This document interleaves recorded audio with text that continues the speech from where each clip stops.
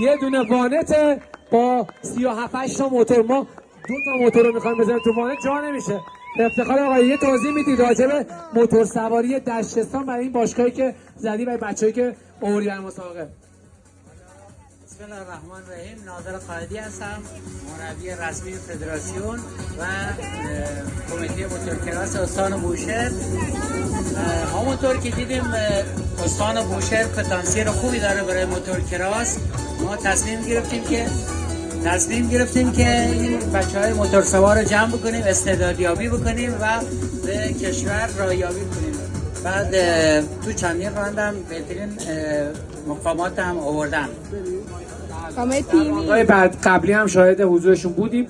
امیدوارم که حالا یه کمکی بشه و بتونید که توی اونجا شرایط تمرینی بهتری داشته باشید و آمادگی بیشتری داشته باشید. و حالا بچه‌ها که این همه راه رو چند کیلومتر راه اومدید ازش؟ 1500 کیلومتر. یه توضیح میدید راجع به اینکه الان کل اون موتورها با وانت همش با هم یدکش با هم اومد؟ کل موتورها حدوداً 30 تا 36 تا موتور بود که همه اینا رو باری. میخوای من شما رو به رکورد گینس جهانی دعوت کنم اونجا؟